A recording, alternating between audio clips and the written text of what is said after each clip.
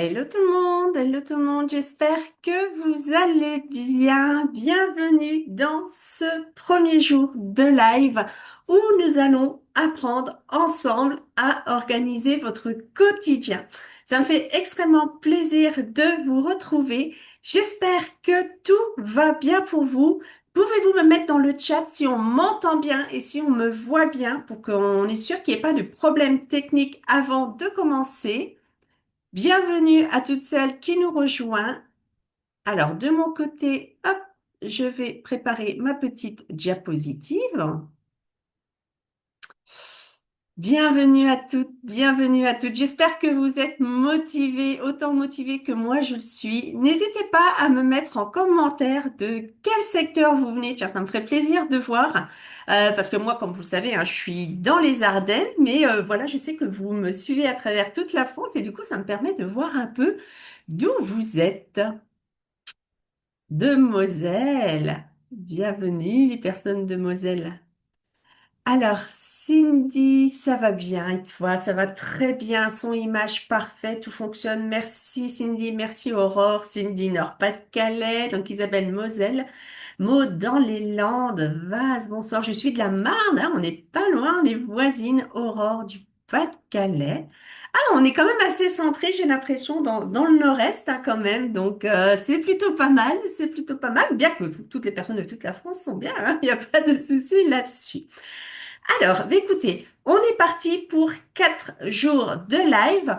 Donc, le but, c'est de faire des lives très très courts, mais très efficaces pour que vous repartez avec des clés pour apprendre à vous organiser. Apprendre à s'organiser, ça ne se fait pas en seulement un live de 20 minutes. Donc, on va y aller vraiment étape par étape. Et vu qu'on le fait en soirée, je vais pas faire des lives trop longs. Mais quoi qu'il arrive, les lives vont toujours se dérouler de la même façon. Il y aura toujours 2-3 minutes d'accueil pour que les personnes puissent arriver tranquillement. Ensuite, on va faire notre sujet du jour. À la fin du sujet du jour, je vais toujours vous donner un exercice à faire à la fin de cette session pour pouvoir avancer sereinement et on terminera toujours par une session questions-réponses. Comme ça, si vous avez des questions, il faut surtout pas hésiter à les poser. Le but, c'est vraiment que on échange ensemble sur vos problématiques et que je puisse vous apporter des réponses personnalisées. Parce que quoi qu'il arrive, vous êtes toutes différentes, vous avez toutes des situations différentes, hein. Vous allez le voir au fur et à mesure des défis, c'est surtout ce qu'on va évoquer dans le jour numéro 2. Mais chaque cas est individuel. Donc si vous voulez que je vous apporte des questions, des réponses pardon, un peu plus personnalisées, il ne faudra pas hésiter à poser des questions. Bonsoir Vanessa, bienvenue. Allez, je vous partage la petite diapositive. Hop.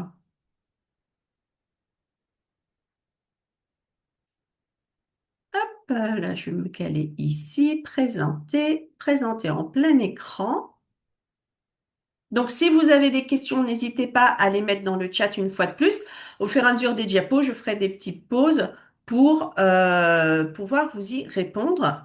Hop, au fur et à mesure, s'il y a besoin, je explique quelque chose. Hop, moi, je vais me glisser ici. Alors, est-ce que quelqu'un dans le chat peut me dire si on voit bien ma diapositive? Ce serait parfait, mais normalement, il n'y a pas de problème.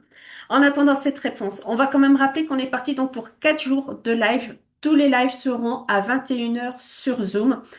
Pourquoi j'ai fait le choix de les faire sur Zoom et pas sur le groupe Facebook sur lequel vous pouvez participer tout ensemble si vous avez envie de communiquer entre vous?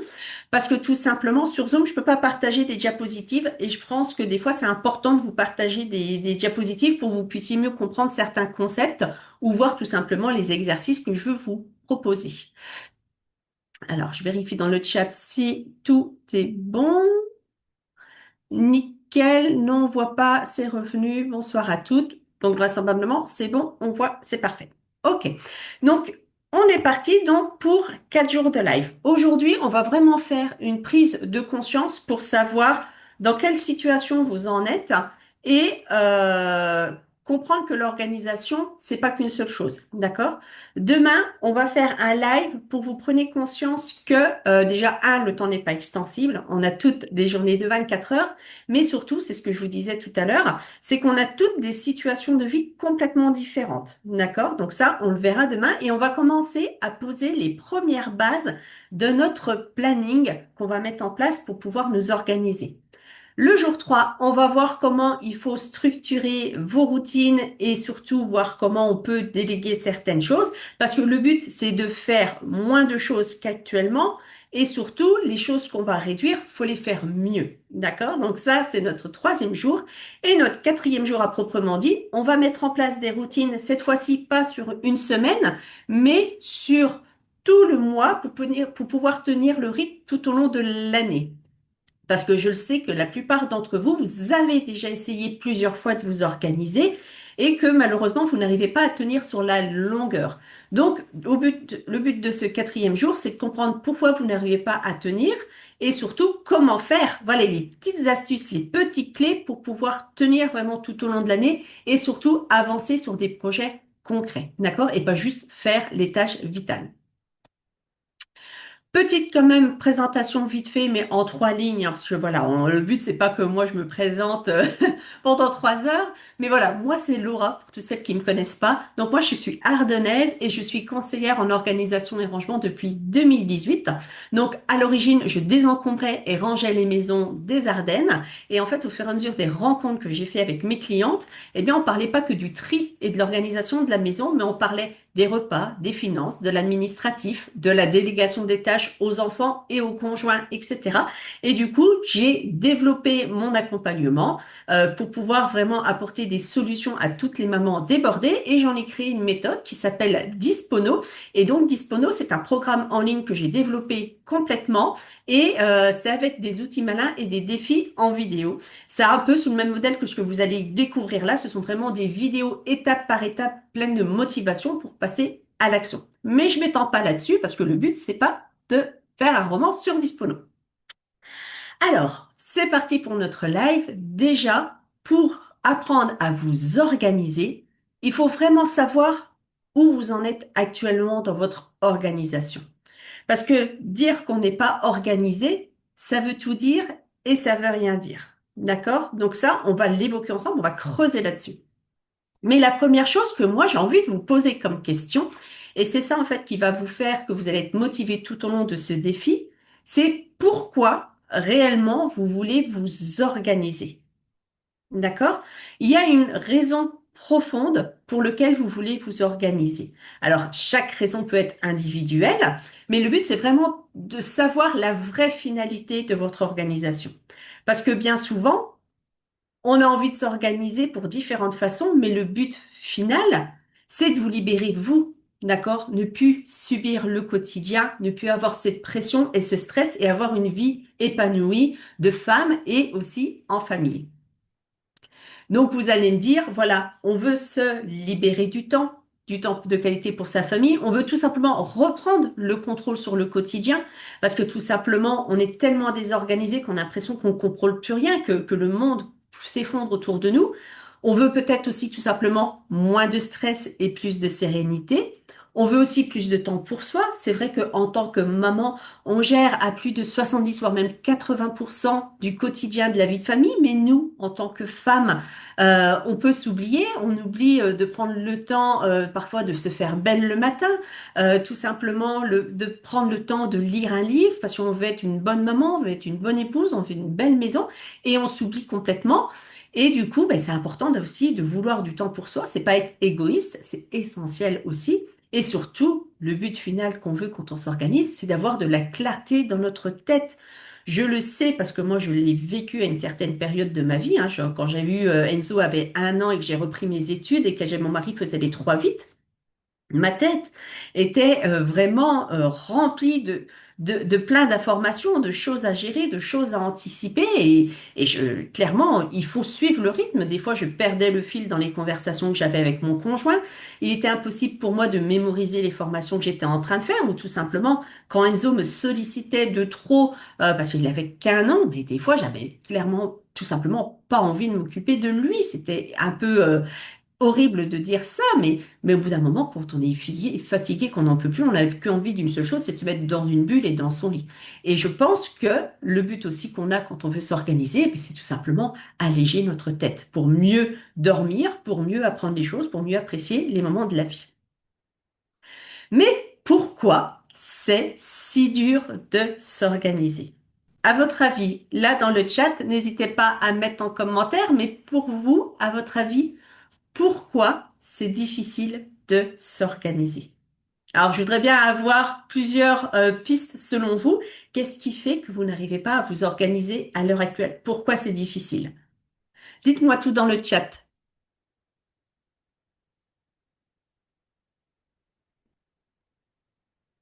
Alors pour celles qui ne le savent pas, peut-être que c'est la première fois, vous êtes sur Zoom.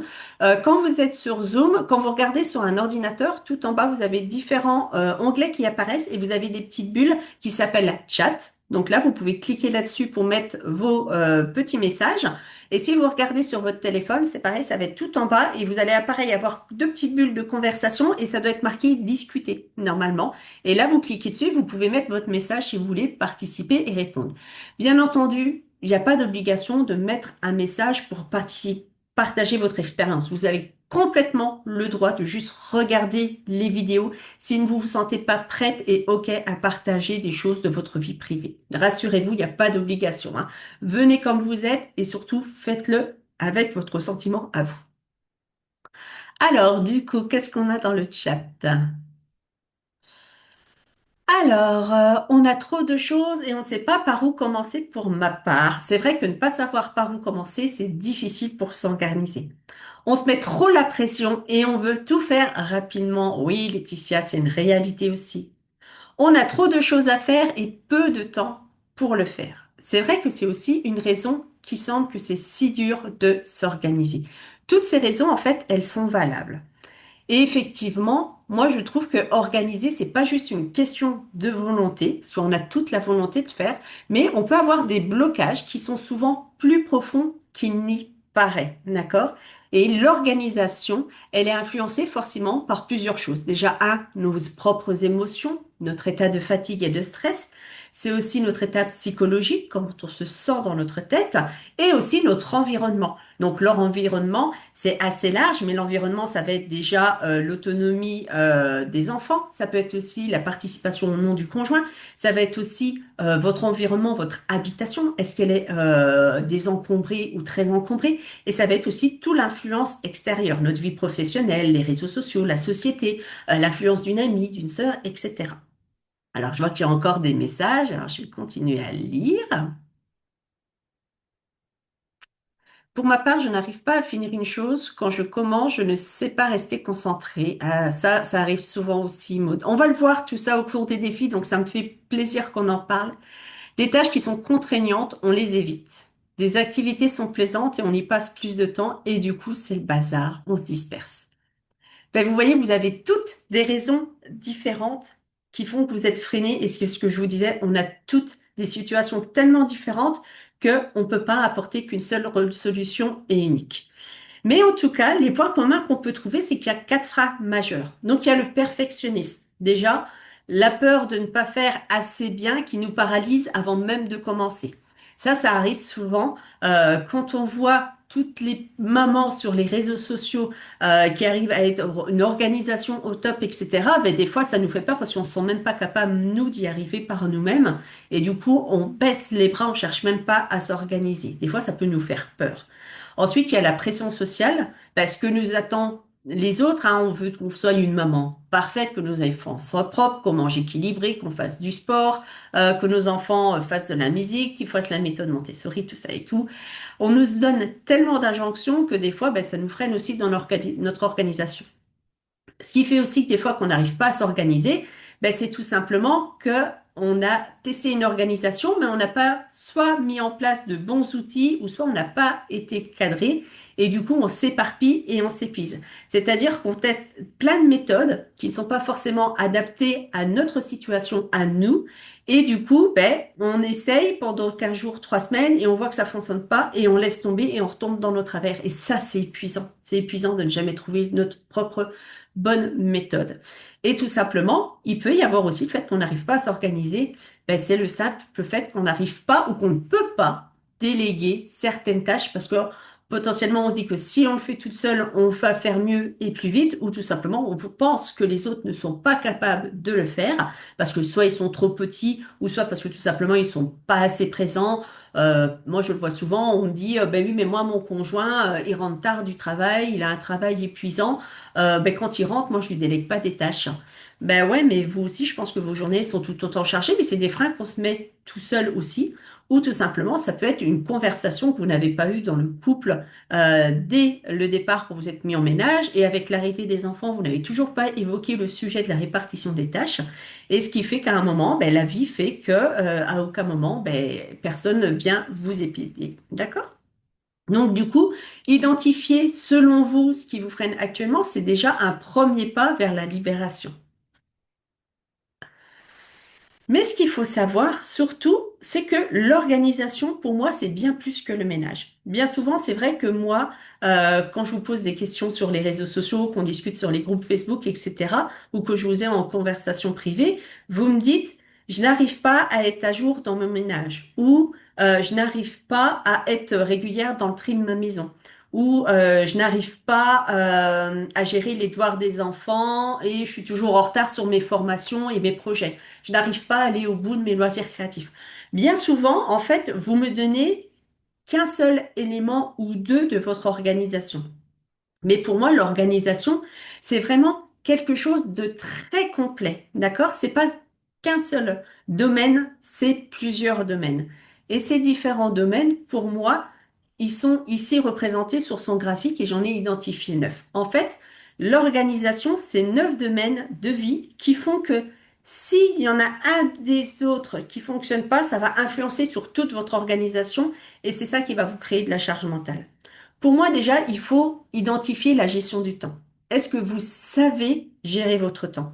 Savoir gérer votre temps, c'est déjà savoir quel temps vous avez réellement de disponible pour passer à l'action. Et savez-vous mettre en place des routines efficaces sur une journée ou sur une semaine pour pouvoir dire ça fonctionne, ça roule. Est-ce que vous avez déjà à le faire? Si vous n'avez jamais identifié votre temps de disponible et ni les tâches que vous devez faire, dans quel ordre vous devez le faire, comment voulez-vous que cela fonctionne?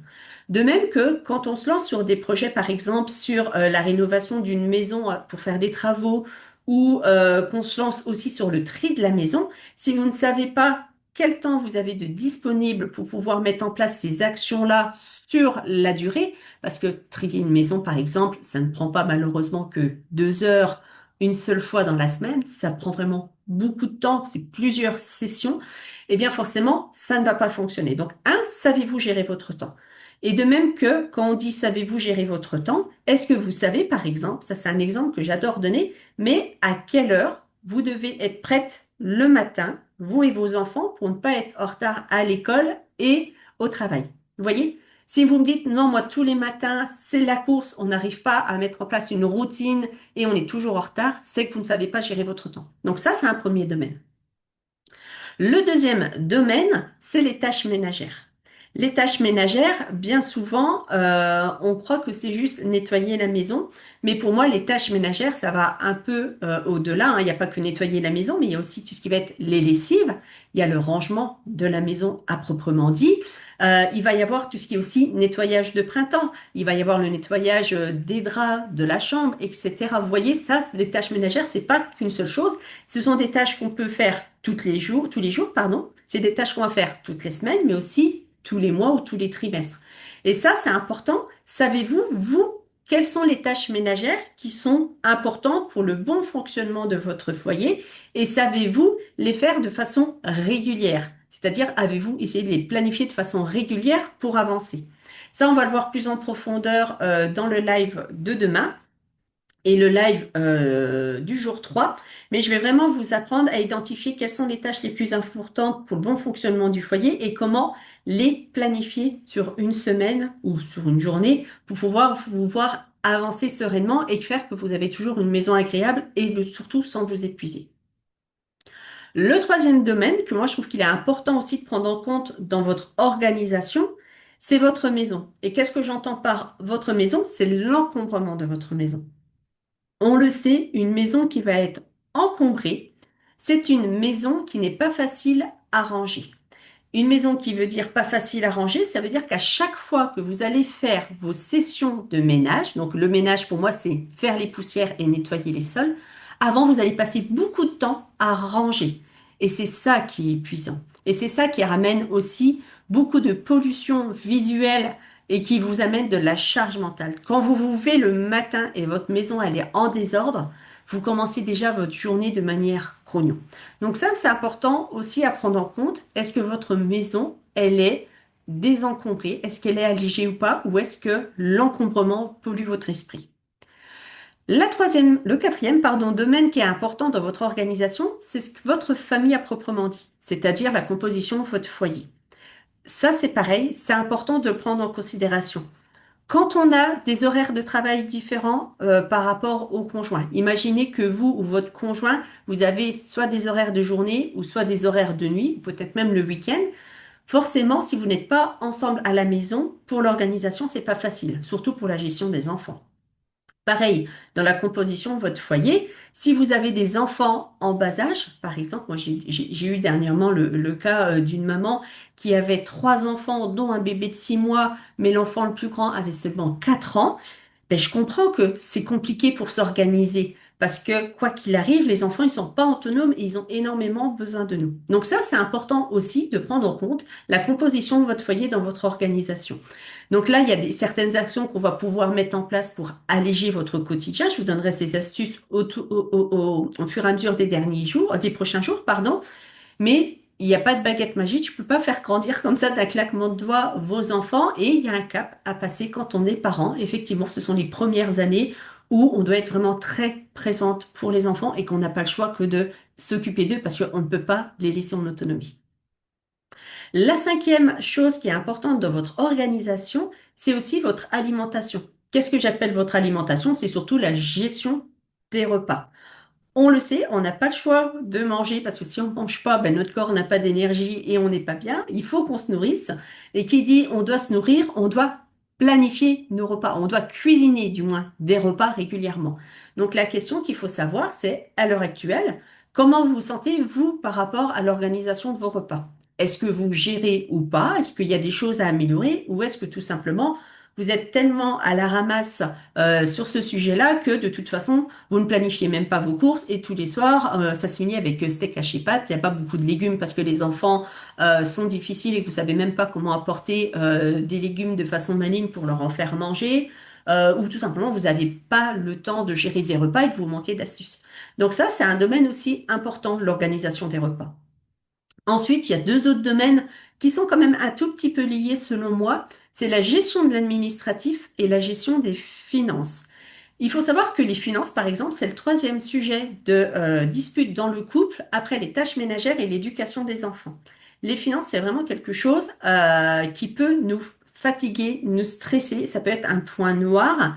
Et si on ne le gère pas, si on ne maîtrise pas un minima nos finances, eh bien, c'est vrai qu'on peut vivre une situation de stress. Et pourquoi je l'associe souvent au papier? Parce que bien souvent, quand on reçoit des relances de l'État, des factures à payer de l'école, pour la cantine, quand on sait aussi qu'il peut y avoir des réparations à faire sur la voiture, l'entretien de la chaudière, les impôts à déclarer, ou tout simplement l'administratif, tout ce qui va être les frais médicaux, c'est aussi très compliqué à gérer. Et moi, ça, c'est un stress qui, en plus, qui fait partie de l'organisation pour moi au quotidien. D'accord? Imaginons vous êtes très organisé sur les tâches ménagères et la délégation des tâches. Ben, si vous avez un mal-être et que vous sentez que vous êtes mal organisé, ça peut être peut-être les papiers, l'administratif et les finances qui sont pas gérés. Vous voyez? Et pourtant, vous dites, c'est votre quotidien qui est pas organisé, sauf que finalement, votre quotidien, globalement, il roule. C'est juste ces deux choses-là qui font que vous avez l'impression que c'est toute votre vie qui ne fonctionne pas en termes d'organisation. Ensuite, on peut avoir aussi l'influence de la vie professionnelle. Ben forcément, quand on est à l'extérieur et qu'on travaille, déjà, ça nous limite le temps que l'on a à la maison. Donc, forcément, ça a une influence sur notre organisation, notre temps disponible pour nous occuper de notre foyer et de notre famille. Mais on peut aussi avoir une désorganisation totale au travail ou un mal-être au travail qui fait que ce mal-être-là, on le ramène à la maison et qu'on n'a des fois pas de force ou pas d'énergie pour faire certaines tâches et faire face au quotidien. Et donc là, le problème n'est plus l'organisation de la vie privée, mais c'est la vie professionnelle qui influence aussi votre organisation. Et enfin, la dernière chose qui est importante dans votre organisation, ben, c'est votre propre bien-être à vous.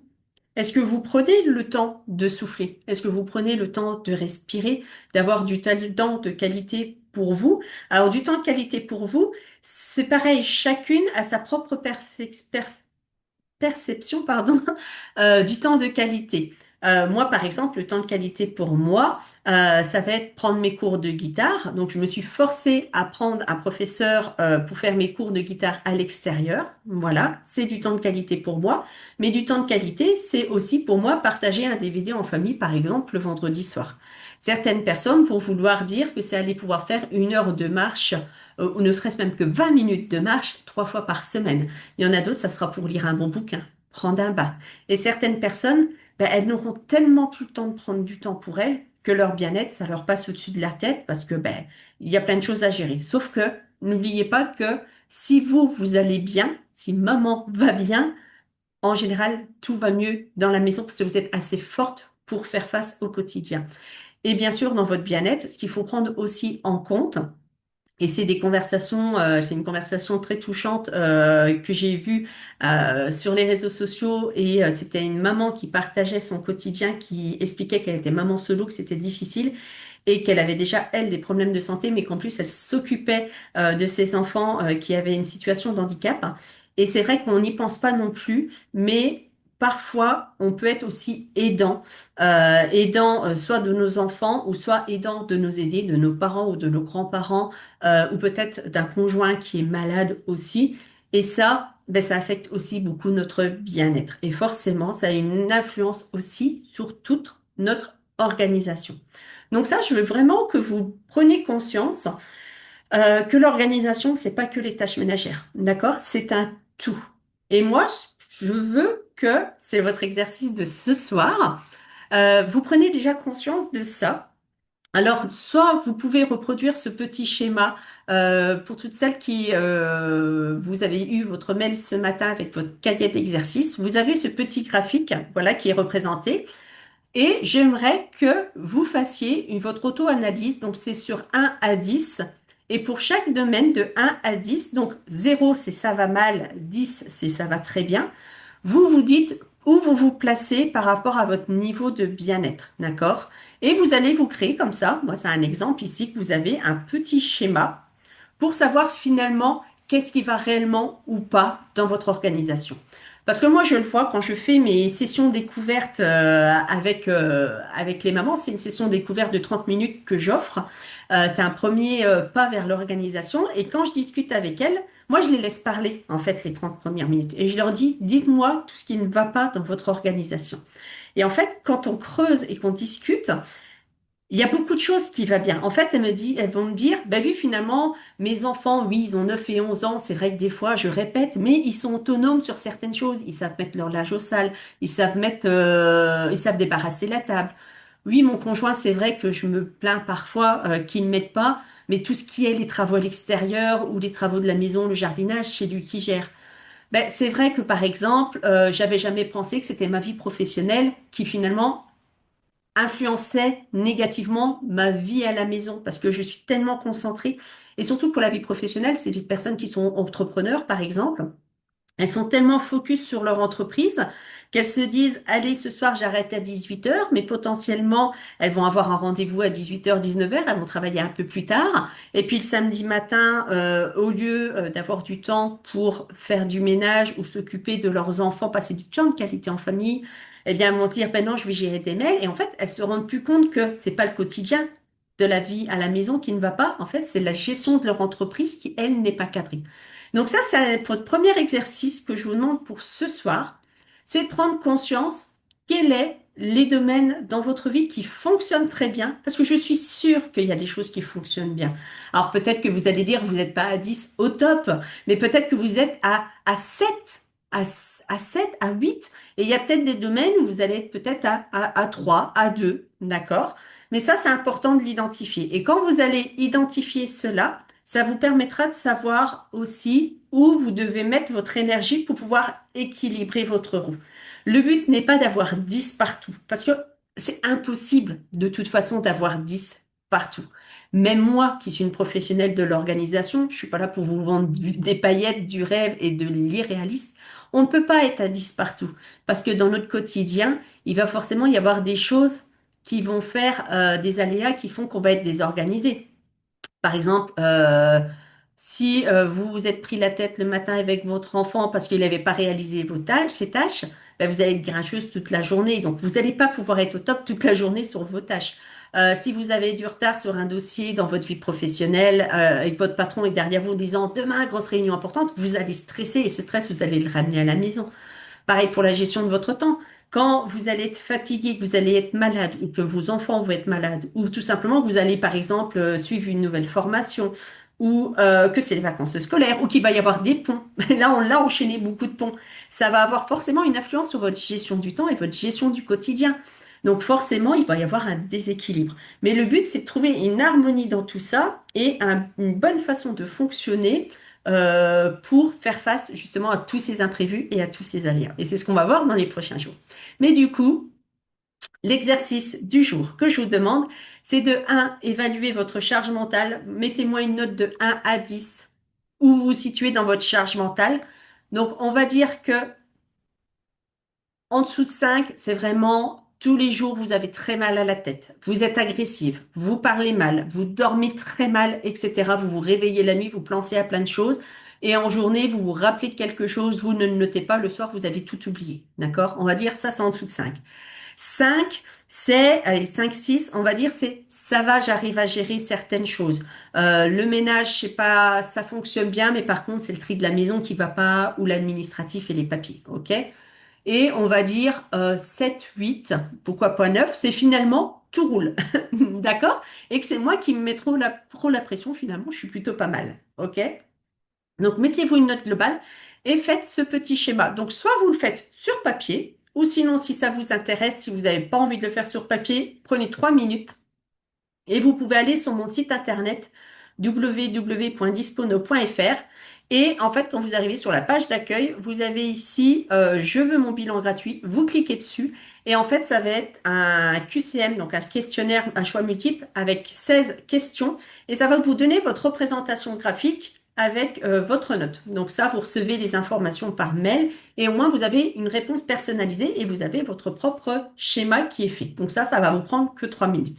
Mais ça, c'est très important. Il faut commencer par ce premier exercice pour pouvoir poser des bonnes bases pour savoir où vous voulez aller dans votre organisation. Voilà. Donc, demain, on se donne rendez-vous à 21 h pour le jour numéro 2. Et là, on va faire de la place dans votre planning de tâches. Alors, que vous ayez un planning de tâches actuel ou que vous n'en avez pas du tout, l'idée, c'est que déjà qu'on va identifier vos contraintes de temps et vos contraintes de composition de famille. Et on va voir le temps que vous avez réellement pour passer à l'action. Donc ça, c'est vraiment les bases de votre organisation. Et on va commencer à se poser la question, qu'est-ce qui est réellement essentiel, pardon, pour le bon fonctionnement de votre foyer? Bien sûr, chaque cas est différent, mais nous allons voir qu'il y a des tâches qu'on n'a pas le choix de faire pour que tout roule dans la maison. Et forcément, ça aura un rapport avec les 9 domaines qu'on a vus précédemment. Voilà, donc si vous avez des questions, c'est maintenant qu'il faut en profiter. S'il y a un concept que vous n'avez pas trop compris, que vous voulez rééclaircir, n'hésitez pas à le mettre dans le chat, je vous fais une réexplication.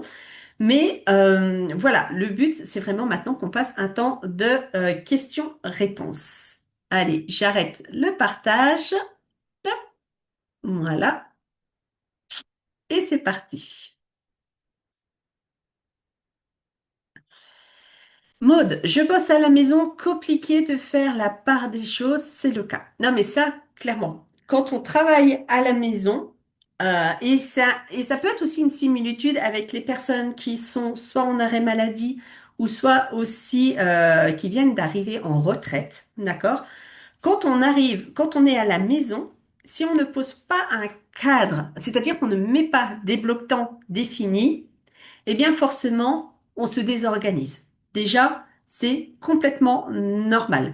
C'est-à-dire que quand on travaille à l'extérieur, on n'a pas le choix que de se lever à une horaire précise, de se préparer pour être prête à sortir. Donc on s'habille, on se coiffe, on se maquille, on prend à manger pour le midi, on gère les enfants pour qu'ils soient à l'heure, etc. Et on part à un horaire précis pour pas être en retard.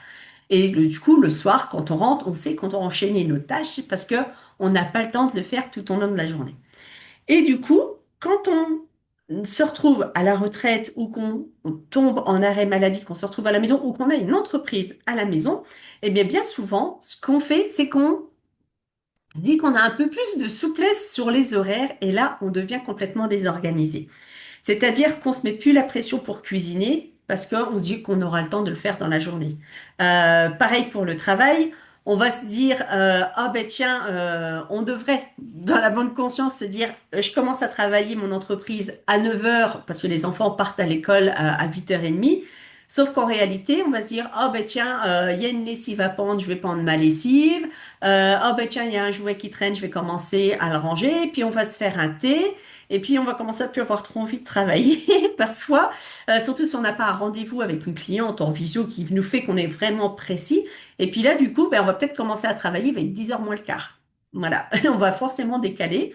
Et du coup, ben, potentiellement, on va commencer à relever la tête, on va travailler, on va relever la tête de l'ordinateur, il va être midi un quart, on va dire, ah, j'ai pas cuisiné, je suis dans le rush, on va être en décalage. Et puis, forcément, notre journée va se décaler. Et puis, on va se mettre sur un dossier important au travail, hop, on va être à fond dedans.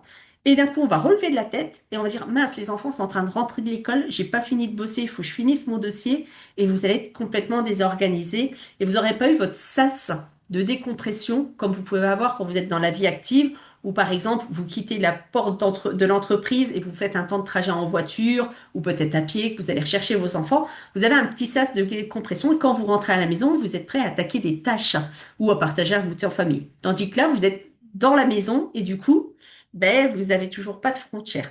Et ça, en plus, c'est encore pire quand des fois on n'a pas sa propre pièce pour pouvoir travailler. C'est vrai que quand on a son propre bureau, qu'on a la chance d'avoir un espace assez grand dans la maison, pour avoir un bureau, on peut quitter notre bureau enfin, de façon virtuelle, parce qu'on est toujours dans la maison, mais au moins on ferme la porte. Ben, c'est vrai que des fois, si notre bureau, c'est la table de la salle à manger, ben, des fois, c'est gênant. Et on a ce travers-là, quand on est entrepreneur, et moi je l'ai aussi, hein, ben, des fois, c'est de se dire, ben oui, je rallume mon ordinateur à 19h30 et je finis de gérer mes mails que j'ai pas gérés tout à l'heure parce que les enfants sont rentrés de l'école. Donc ça, c'est compliqué et il faut apprendre à se cadrer. Donc les astuces que vous allez apprendre cette semaine dans le cadre du défi pour apprendre à organiser votre quotidien à la maison, vous pourrez aussi le dupliquer pour apprendre à vous organiser au travail. Ça va être vraiment bien. Mais c'est vrai que l'exemple que là je vous donnais pour la personne qui travaille à la maison, mais quand je vous disais, quand vous vous retrouvez maman au foyer ou en arrêt maladie ou à la retraite, eh bien c'est pareil. Si vous n'avez pas un cadrage d'horaire, ben, en fait vous allez flâner toute la journée et puis votre corps va s'habituer à flâner toute la journée et en fait vous aurez l'impression de ne plus rien faire et d'être molle. Et ce qui va arriver à un moment, c'est que vous n'aurez même plus de goût à faire un projet de loisir créatif ou à faire une activité à l'extérieur et tout. Et on peut se renfermer un peu dans une bulle. Donc moi je trouve que c'est hyper important de toujours vous mettre des blocs temps, de rythmer votre temps, de rythmer vos journées pour justement cadrer les choses et de ne pas avoir l'impression au bout d'un moment d'être complètement désorganisé. Parce qu'en fait, c'est là la base de l'organisation, c'est le fait de savoir rythmer vos journées pour qu'elles s'enchaînent naturellement. J'espère être claire.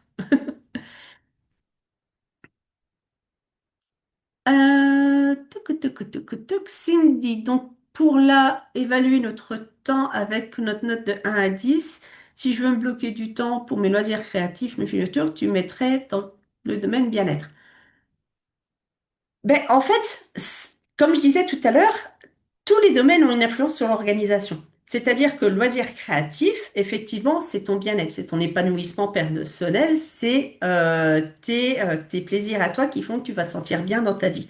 Sauf que pour pouvoir réaliser tes loisirs créatifs, ça sous-entend deux choses, pas qu'une, mais deux choses. Un, effectivement, que tu aies du temps pour réaliser tes loisirs créatifs. C'est-à-dire qu'en fonction du loisir créatif que tu veux faire, il faut que tu saches quel temps potentiellement ça va te prendre et que tu arrives à te caler du temps pour le faire. D'accord? Et la deuxième chose, c'est aussi, est-ce que tu as la place pour faire le loisir créatif? Parce qu'il y a des loisirs créatifs qui vont être très très simples. Par exemple, coloriage, un livre de coloriage avec des feutres. Ça prend pas trop de place. Par contre, si vous commencez à me faire des loisirs créatifs, quelques puzzles, couture, tout ce qui va être mosaïque, etc. Mais là, il faut de l'espace pour pouvoir faire vos loisirs créatifs. Et ça, on sait que c'est des loisirs créatifs qui prennent pas juste une demi-heure comme un coloriage, mais qui peuvent prendre plusieurs sessions de peut-être une demi-heure, une heure, voire 2 heures, mais surtout sur plusieurs jours. Donc, à quel endroit on s'installe pour pouvoir faire ce loisir créatif? Est-ce qu'on a un espace dédié ou pas? Est-ce qu'on a aussi des systèmes de rangement dans la maison pour organiser cela et les ranger? Donc là, on voit que un simple loisir créatif influence sur le domaine donc de ton bien-être, mais de la gestion de ton temps et de l'organisation de ta maison. Et là, tu vois, c'est ça qui peut te créer des fois une frustration parce que tu te dis, j'ai pas le temps pour mes loisirs créatifs. Ben ouais, mais j'ai pas le temps pour mes loisirs créatifs, mais il y a aussi quand tu fais tes loisirs créatifs et que tu les fais dans de bonnes conditions par rapport à l'encombrement de la maison. Vous voyez, il y a plein de choses qui peuvent influencer. Donc là, c'est à toi de voir vraiment, vraiment de façon globale. Mais au lieu de faire le schéma, moi je vous invite à faire plutôt le petit bilan sur Dispono. Vous verrez, c'est tout simple. Donc je rappelle l'adresse, je vais peut-être vous la mettre là. C'est sur www.dispono.fr. De toute façon, sur le groupe Facebook, je vous remettrai le lien vers le site internet et demain matin, dans le mail que vous recevrez, je vous mettrai aussi un lien. Comme ça, vous aurez les infos. Alors, autre chose. Isabelle, quand je suis au travail, je pense à ce que j'ai à faire à la maison et vice-versa. Mais bien souvent, c'est comme ça, parce que ça veut dire que ton quotidien, Isabelle, n'est pas cadré. D'accord? C'est-à-dire que ton organisation n'est pas posée sur papier. Et moi, c'est vraiment quelque chose que j'apprenne aux abonnés de mon programme Dispono, et elles pourront vous le dire. Moi, je vous apprends deux choses quand vous voulez apprendre à vous organiser. C'est un, à poser des routines hebdomadaires. C'est-à-dire qu'on va vous mettre en place un planning. C'est ce qu'on va voir dans les prochains jours. Donc, rassurez-vous, on va le voir ensemble. Mais déjà, il faut savoir quelles tâches vous devez faire réellement dans la semaine pour le bon fonctionnement de votre foyer. Et ensuite, il faut apprendre à organiser votre vie sur un mois complet. Donc, nous, on débute chaque mois avec les abonnés de Dispono. Ce qu'on apprend surtout à faire, c'est apprendre à gérer notre agenda papier pour caler nos actions. D'accord? Comme ça, on sait notre régularité, on sait où on va et on sait ce qu'on doit faire. Et surtout, moi, ce que j'invite les personnes à faire, hop, je vous montre une page où j'ai pas d'annotation parce que c'est mon agenda quand même de l'entreprise. Hop, voilà. Je vous invite à avoir un grand agenda comme celui-ci. C'est des agendas que vous pouvez acheter premier prix chez Action.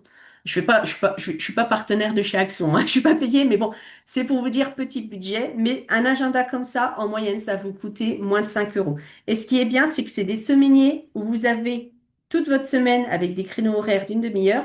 Mais là, vous avez plein de petites cases au-dessus, en dessous et sous le côté qui vous permet de vous faire des to-do list, d'accord? Et l'idéal, c'est d'avoir cet agenda-là avec vous, entre guillemets, en permanence, pour pouvoir vider votre tête. OK? C'est pour noter tout ce qui vous passe par la tête quand vous êtes au travail ou quand vous êtes à la maison. D'accord? Donc ça, on apprend à le remplir avec Dispono. Et moi, je vous donne par exemple, des rappels importants, des échéances importantes. Par exemple, là, vendredi, on fait celui du mois de juin. On sait qu'au mois de juin, il y a le week-end de la Pentecôte qu'il faut anticiper parce que les enfants seront à la maison. On sait qu'il y a la fête des pères, on sait qu'il y a les kermesses à arriver, tout ça. Donc moi, je vous apprends à vider votre tête et à poser tout sur papier pour que vous puissiez, vous, ensuite, organiser les choses en amont. D'accord? Et petite autre astuce que je peux vous donner, par exemple, pour revenir à ce que tu disais, Isabelle, si tu es au travail et que tu penses à une tâche que tu as à faire à la maison, eh bien, il faut pas la garder dans ta tête parce que tu peux être sûr que tu vas l'oublier. Et pareil, on ne fait pas juste une croix sur son poignet pour se dire, je me souviendrai ce soir ce que c'est, parce que bien souvent, la croix, on s'en souvient plus. Apprenez-vous à, si vous pouvez pas avoir votre agenda avec vous en permanence, rien que le téléphone, d'accord? Sur votre téléphone, vous avez votre calendrier sur lequel, voilà, hop, vous voyez, vous avez, je sais pas si on va voir, le petit calendrier comme ça. Moi, ce que je fais bien souvent, si j'ai pas mon agenda avec moi, je me mets à la date du jour. Je sais qu'à la maison, en général, je suis sûre vers 18h30 et je me mets comme si je me mettais un rendez-vous avec moi-même et je marque ne pas oublier de noter à l'agenda, de rappeler le plombier pour faire l'entretien de la chaudière. Comme ça, quand je rentre le soir à la maison, je se rappelle à l'heure où je sais que je serai à la maison, que j'aurai mon agenda près de moi. Et surtout, c'est marqué planifier le rendez-vous avec le plombier. Voilà. Et je le note à l'agenda et je me cale un moment pour le faire. Mais il faut apprendre à vider sa tête. Mais quoi qu'il arrive, effectivement, quand on a beaucoup de charge mentale au départ et qu'on n'a pas appris à gérer notre agenda et à poser notre organisation, c'est normal qu'on a des vases communicants. Et bien souvent aussi, là tu parles au travail, mais je suis sûre que ça vous arrive aussi quand vous êtes dans votre lit ou sous votre douche. Vous inquiétez pas, c'est tout à fait normal. Donc le fait de prendre de bonnes habitudes en termes d'organisation, ça va vous aider justement à alléger cette situation-là. Caroline, bonsoir. Alors, ce qui est difficile pour moi, c'est de déléguer à mon conjoint. Si je ne fais pas de demande précise, il n'agit pas, je râle et je n'aime pas être tout le temps en demande car j'ai l'impression d'être tout le temps sur son dos. Alors ça, c'est intéressant. On va en parler le jour 3. En fait, il faut savoir que pour apprendre à déléguer, enfin, pour déléguer des tâches, ça se fait pas comme ça en un claquement de doigts, déjà. Et c'est une conversation qu'il faut avoir avec toute sa famille, d'accord? Donc, en fonction de votre composition de votre famille, hein, que vous ayez qu'un seul conjoint ou que vous ayez conjoint avec enfant ou que des enfants, et donc pas de conjoint, il faut apprendre à dialoguer en famille. Et il faut surtout apprendre à dialoguer en famille dans un contexte sain. Et pas arriver en dragon furie en disant oh, j'en ai marre, personne ne m'aide, nana et tout. Parce que forcément, là, ils vont forcément vouloir agir. Et il faut le faire sereinement. Mais il faut surtout savoir, Caroline, toi, dès le départ, qu'est-ce que tu veux réellement déléguer comme tâche? Quelles sont les tâches réellement que tu penses qu'ils sont capables de faire et quelles tâches que tu veux déléguer régulièrement? C'est-à-dire que c'est une tâche, entre guillemets, qu'on va leur attribuer et qui vont être faites régulièrement pour que ce soit facile pour toi. Mais quoi qu'il arrive, il y aura une phase où il faudra l'écrire noir sur blanc parce que sinon tu vas toujours devoir répéter. Même moi, hein, qui ai mis en place une organisation avec mon mari et mon fils depuis des années, on est obligé à des fois de faire des piqûres de rappel. Donc quand c'est écrit sur papier, au lieu de leur dire t'as oublié de faire ci, fais ça, nana, je dis n'oubliez pas vos tâches les gars et ils vont voir leur planning. Ensuite, il faut comprendre aussi qu'il faut leur apprendre à faire et que quoi qu'il arrive, ils feront jamais comme nous, aussi bien que nous et aussi vite que nous. D'accord? Mais ça, on le verra sur les prochains jours. Mais je peux comprendre que, effectivement, on n'aime pas avoir ce sentiment d'être toujours sur leur dos. Et chez eux, les enfants et le conjoint, c'est pas aussi inné que nous parce que nous, en fait, on sait l'épuisement et le cumul, le retard qu'on prend, les conséquences que ça a à long terme sur le bien-être et le fonctionnement du foyer. Eux, ils ne le voient pas parce que ben, c'est vous qui réglez tout, en fait, au bout d'un moment. Donc ça, on va l'évoquer, Caroline. T'inquiète pas, on l'évoque dans les prochains jours. Cindy, là, je commence une formation d'aide-soignante en septembre. Oui, félicitations, c'est une belle formation, hein. Comment me conseilles-tu pour garder le rythme dans les différents domaines tout en alternant vie professionnelle et vie professionnelle? Ça, on va le voir aussi dans les différents jours, mais il va falloir que tu apprennes à te mettre des blocs temps. Alors, je sais, Cindy, que tu as pas encore d'enfants, donc je sais que tu vas pouvoir suivre cette formation plus sereinement, peut-être que certaines d'entre vous qui sont mamans, mais il va falloir apprendre à gérer des blocs temps, vraiment des temps où tu vas te former et des temps où tu vas faire ta vie de tous les jours, ton quotidien. Donc ça, on va le voir dans le cadre de la mise en place du planning, comment il va falloir que tu fasses ça. Mais effectivement, il va falloir te mettre des blocs-temps pour avancer dans chacun de tes objectifs. OK? Donc ça, vu que c'est une formation, c'est pas juste entre guillemets du plaisir ou comme des travaux, du bricolage ou du loisir créatif que tu peux faire sur un temps court. Tu sais que ça va être dans la durée. Une formation d'aide-soignante, ça va être très très long. Donc tu sais que ça va être ta régularité qu'il va falloir faire tous les jours. Et vous savez, il faut reprendre l'exemple parce que ça va vous parler tout de suite. Mais quand vous êtes au lycée ou au collège, on vous dit que vous arrivez pour passer un diplôme et qu'est-ce qu'on vous a dit? Vous allez apprendre différentes manières et pour avancer tout au long de l'année, pour apprendre tout ce que vous devez apprendre pour réussir votre diplôme, on va le répartir toute la semaine à un rythme régulier avec des blocs temps différents. Et un coup, vous allez faire du français, un coup, vous allez faire des sciences, un coup, vous allez faire des maths, etc. Et en fait, vous allez comme ça avancer tout au long de l'année et réussir votre programme, réussir à apprendre parce que vous avez avancé avec des blocs de temps réguliers qui se répètent toutes les semaines. Eh bien, votre organisation, il faut l'avoir comme ça, en fait. Il faut se mettre des blocs de temps qui vont vous permettre d'avancer chaque domaine de votre vie, d'accord? Et il faut l'adapter en fonction de votre temps de libre à vous, d'accord? Mais j'espère que cette idée-là de voir un peu votre planning comme un emploi du temps de lycéen ou de collégien, ça va vous parler en fait pour dire, ben oui, effectivement, si on faisait les choses régulièrement, petit à petit, étape par étape, ben on sait qu'au fur et à mesure, on avance pour un objectif final. Voilà. Maude, je vous dis à demain. Merci beaucoup, belle soirée. Ben, merci à toi, Maude. J'espère te voir demain, 19h. Laetitia, bonne soirée à demain. Bonne soirée Laetitia également. Amandine, c'est top, je vais faire le bilan sur le site. Je note tous mes rendez-vous et événements dans Google Agenda avec des rappels. Mais ça, c'est top. C'est top, c'est top. Alors, c'est vrai que moi, j'ai toujours tendance à parler de l'agenda papier. Et je sais que beaucoup d'entre vous avez des rendez-vous sur agenda numérique. Je vous fais juste un petit topo sur pourquoi je préfère la version papier. Déjà, premièrement, votre téléphone, oui, vous l'avez toujours sur vous. Effectivement, c'est pratique. D'accord?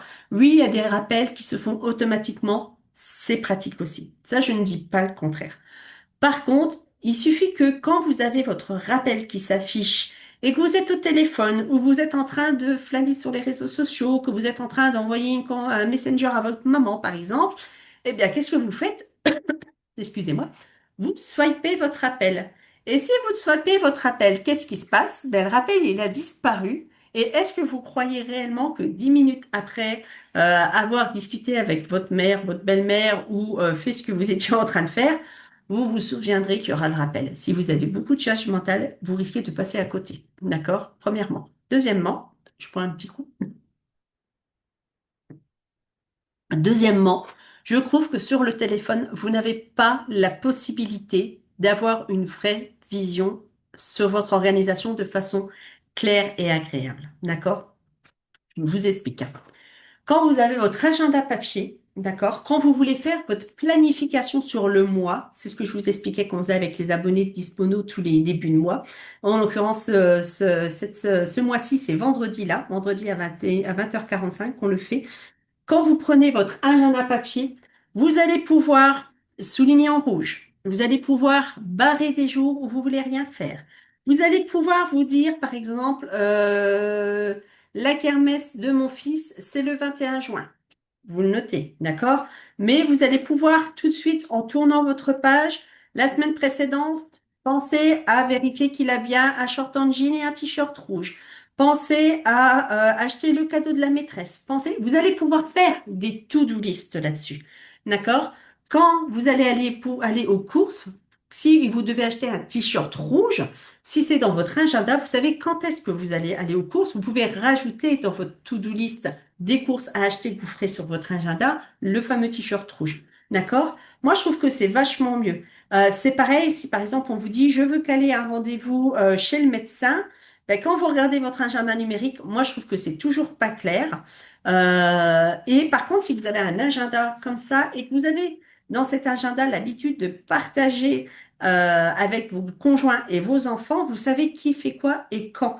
Et du coup, si vous devez par exemple caler un rendez-vous chez le médecin avec vos enfants, eh bien forcément, si eux, ils ont une compétition sportive ou s'ils étaient à un anniversaire chez des amis, etc. et tout, Ben, dans votre agenda papier, vous pouvez le voir plus facilement et vous pouvez dire, ah ben non, mercredi 16, c'est pas possible, du coup, vendredi 20 à 10 heures, c'est OK.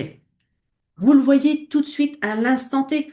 Sur votre téléphone, vous allez devoir un peu swiper. Et si vous n'avez pas un agenda partagé avec vos enfants, avec vos conjoints, et que vous notez juste vos rendez-vous à vous, et pas les rendez-vous globaux de la famille, et vous n'avez pas une vision à long terme, vous ne pourrez pas le faire. Tandis que là, l'agenda, vous suffit de marquer le rendez-vous chez le médecin. Sous le côté, vous pouvez marquer ne pas oublier de prendre le certificat, ne pas oublier de faire le vaccin, le rappel. Vous pouvez tout noter. Moi, je trouve que la version papier, c'est quand même beaucoup mieux. Mais attention, il faut trouver la méthode qui va vous correspondre à vous.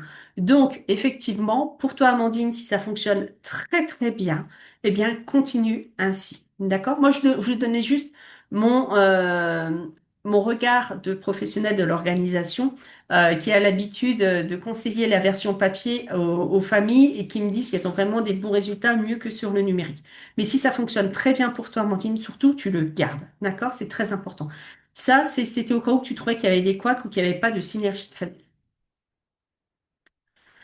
Vanessa, j'ai totalement adopté l'agenda papier grâce à toi, Laura. Ouh, ça me fait plaisir, car je pense que nous sommes assez sur les écrans toute la journée sans être obligés d'en rajouter. Ça, c'est vrai, en plus, c'est un très bon argument. L'avantage, c'est tout que tous le voient, même les enfants, j'ai attribué une couleur à chacun. C'est vrai que cet agenda-là, vous pouvez l'utiliser à titre personnel et effectivement, il y a des familles que j'ai accompagnées qui l'utilisent en agenda familial. Donc cet agenda, il est posé à un endroit précis dans la maison où chaque membre de la famille peuvent y aller et il y a des codes couleurs et c'est un conseil que je vous donnerai toutes à faire. N'hésitez pas à faire des points agenda en famille chaque semaine. Vous vous calez un jour fixe, un horaire fixe pour que tout le monde sache que ce jour-là, ce moment-là, on se réunit tous ensemble et on planifie la semaine, soit en cours ou soit à venir. Moi, à titre personnel, le point agenda en famille, en général, c'est le dimanche à 17h30, 18h. En fait, on prend notre goûter ensemble en famille, on discute en famille comment on va, etc. et tout. C'est un moment d'échange, mais surtout, on se replonge dans l'agenda tous ensemble et on se dit, Enzo, rappelle-toi qu'il y a piscine le mardi. Papa, tu te rappelles que t'es de nuit telle semaine, donc du coup, c'est toi qui vas gérer tel truc et moi tel truc, etc. Et on se met au carré là-dessus. Et le fait de l'avoir en famille, ça permet aussi de pouvoir ben, noter des petites choses. Par exemple, Enzo peut déposer le papier de la feuille de cantine à remplir, par exemple. Ou mon mari peut noter ses horaires de nuit quand il y a un changement de planning, etc. Et comme ça, on le sait et on s'en souvient. Voilà, voilà. Alors, on a passé déjà une petite heure ensemble, mais ça va vite. S'il n'y a pas d'autres questions, bah écoutez, moi je vous propose qu'on arrête pour ce soir. Donc, je vous rappelle, hein, l'exercice de ce soir, c'est de faire votre évaluation de votre charge mentale et de voir les différents domaines de votre quotidien, pardon, pour voir ce qui fonctionne ou pas dans votre organisation. Et on se donne rendez-vous demain à 21 heures pour commencer à poser les premières bases de votre planning de tâches pour le quotidien. Allez, je vous souhaite une bonne soirée. Merci à toutes et le replay sera disponible à partir de demain. Vous recevrez donc le lien par mail demain matin à 6h30 et vous aurez aussi toutes les infos sur le groupe Facebook. Voilà. Allez, bonne soirée Jenny, bonne soirée Isabelle, bonne soirée Cindy, bonne soirée Amandine, Caroline, Melissa, Jenny. Merci à tous. Bonne soirée. Ciao.